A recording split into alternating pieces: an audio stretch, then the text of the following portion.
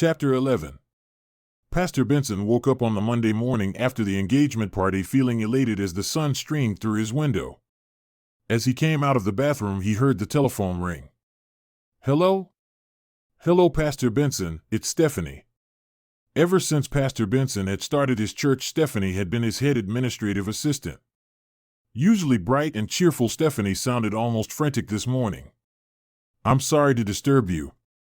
I know you're not supposed to be coming in until much later, but Pastor, I strongly suggest that you come in right now. There's a matter of some urgency that needs your attention right away. Is everyone all right? Pastor, it would be better if you came down here yourself. Pastor Benson quickly got dressed and headed to his office. When he stepped into the waiting room of his office, he was shocked to see that the entire staff, although seated at their desks, were looking very grave and worried. When Pastor Benson smiled and gave his usual greeting, some of the staff gave barely audible replies while others just looked away. As he stepped inside his office, two of his associate pastors were waiting for him. Good morning, gentlemen, he greeted them politely. What seems to be the problem? This morning, when Sister Stephanie was sorting through your emails, she came across a particular mail that is rather disturbing and indecent regarding one of your leaders. Which leader and how indecent? I suggest you take a look for yourself. The pastor handed over a folder. When Pastor Benson opened it, he stared at the pictures in disbelief. Devin and two other young ladies, one of which he recognized as Michelle Lane and the other he didn't recognize at all, were naked and posing in various sexual positions. Some of the photos had one young lady and some of them had two young ladies with Devin, but Devin was in all of the photos. Pastor Benson stared at the pictures for a long time, stunned and unable to believe his eyes. When he finally looked up, one of the pastors asked, "So what do you think we should do about this situation?"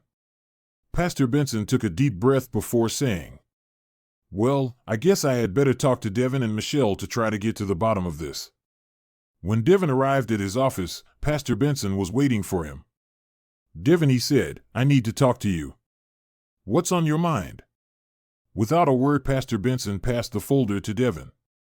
When Devin opened it, he was horrified to find what lay before him. When he was finished looking through all the photographs, he looked up at Pastor Benson. "Now, son, I know that it isn't easy to admit a mistake, but I'm here to help you. If you tell the truth, we'll put our heads together and find a way to get through this, but in order to do that, I need to know the whole story.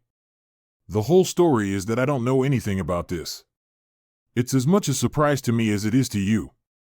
I don't know when these pictures were taken. I don't know what happened. All I know is that somebody is out to get me, or I am being framed for some reason that I'm not aware of." Pastor Benson searched Devin's face for some hint that he was lying or stretching the truth, but all that he saw there was a young man who looked confused, afraid, worried, and a whole bunch of other emotions. In fact, Devin looked like he was on the brink of tears. In the 5 years that Pastor Benson had known Devin, he had never seen the young leader look so disgraced and embarrassed. From the look in Devin's eyes, Pastor Benson knew that Devin was telling the truth. "Pastor, I really don't know what to say," Devin said finally after moments of silence. "That is me in the pictures, but I have no clue where they came from or who took them." Pastor Benson put his hand on Devin's shoulder. "Son, do you have any idea who would bring such vicious accusations against you?" Devin paused for a moment before answering. One of the people posing with him was Michelle. Suddenly he remembered that day in his office.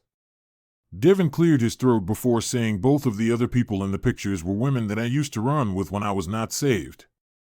One of them, Michelle Lane, came into my office the other day and tried to seduce me.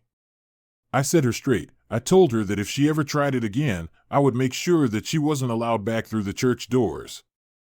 Quite honestly, Pastor, I knew she was devious, but I had no idea she would stoop this low." "How about the other young lady?" "Her name is Megan Landers. We fooled around, but I haven't seen her since I got saved. I think the best thing to do is to get the two young ladies in here so we can discuss this matter privately and hopefully get some answers." The next day, Michelle and Megan met with Pastor Benson. They claimed that they were all at Michelle's apartment after the engagement party on Saturday night, and Devin had suggested that they have a little fun because after he got married to Jessica, he wouldn't be able to have fun anymore. They said that they had tried to persuade him not to do it, but that he looked so pathetic, they had both felt sorry for him and, against their better judgment, did what he asked. They also claimed that it was Devin's idea because he wanted to have his last sexual experience before he was a married man. The ladies said that they felt so bad and so used that they thought it was only right for the pastor to know what kind of man Devin really was.